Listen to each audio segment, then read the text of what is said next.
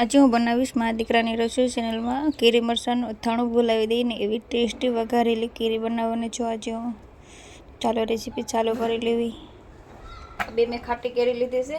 અહીં લીધો છે મસાલો, આખો ગરમ મસાલો લીધો છે, તીખા અને લવિંગ, આખા ધાણા, જીરું, રાઈ, વરિયાળી અને મેથીના કુરિયા અને ગોળ. આપણે ગોળમાં બનાવવાના છે. અને અહીંયા મેં જે આપણે રોજના મસાલા હોય ને ચકના, ધાણા, જીરું, ગરમ મસાલો, કાશ્મીરી મરચું, તીખું મરચું અને હળદર. તો ચાલો આપણે કેરી વઘારી લેવી. તો હું પહેલાં આ કેરીના ઝીણા ઝીણા ટુકડા કરી લઈશ.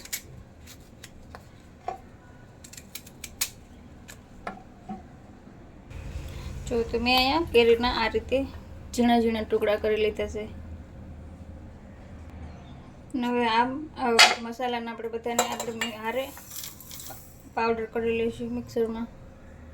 જો તો મેં અહીંયા બધા મસાલાનો પાવડર બનાવી લીધો છે આ રીતે.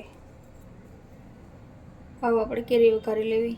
જો તો મેં અહીંયા તેલ લઈ લીધું છે. આપણે તેલ ગરમ થઈ જાય પછી આપણે જીરાનો વઘાર કરી લઈશું. આપણે તો તેલ ગરમ થઈ ગયું છે, આપણે જીરાનો વઘાર કરી લઈશું પહેલાં.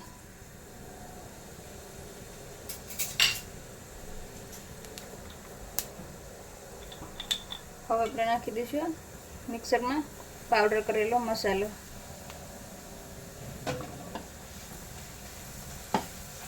ગેસ આપણે હવે ધીમો કરી દઈશું.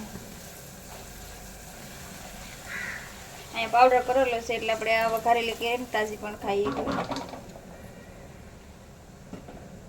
હવે આપણે નાખી દઈશું કેરીના ઝીણા ઝીણા ટુકડા કરેલા.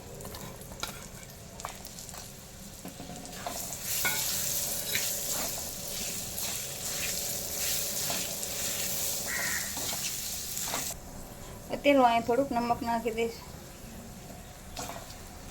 આપણે નમક પછી નાખવાનું છે વધારે આપણે સ્વાદ પ્રમાણે. અત્યારે આપણે જરીક ચપટી જ લીધું છે, તે પાણી છૂટે ને આપણે કેરી છે ને એ થોડીક નરમ થઈ જાય. બસ હવે આપણે અહીંયા બધો મસાલો નાખી દઈશું. હવે બધો મસાલો નાખી દઈશું હારે. આપણે મિક્સ કરી લઈશું મસાલો. આ ખાટી મીઠી કેરી ચાક રોટલી હારી સાઈડમાં વઘારેલી બહુ જ સરસ લાગે છે. બની પણ જલ્દી થાય, જલ્દી બની જાય છે. હવે આપણે નાખી દઈશું ગોળ.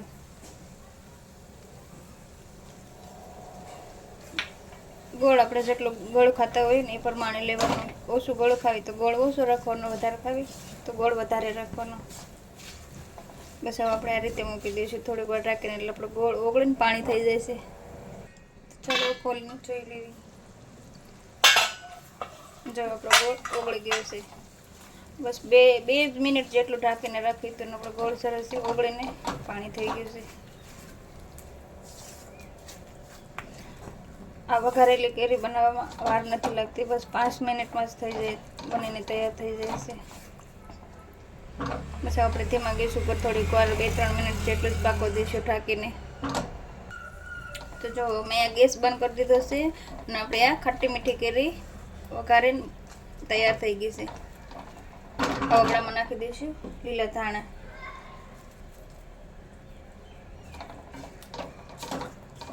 તમે આ રીતે કેરી ખાટી મીઠી નહીં વઘારી હોય તો એકવાર આ રીતે ખાટી કેરી વઘારીને જોજો, બહુ જ સરસ લાગે છે. જો તો આ મારી ખાટી મીઠી વઘારેલી કેરી બનીને તૈયાર છે. જો તમને મારી આ રેસીપી પસંદ આવી હોય તો મારા વિડીયોને લાઈક, શેર, સબસ્ક્રાઈબ જરૂરથી કરી દેજો. જો કેટલી સરસ દેખાય છે.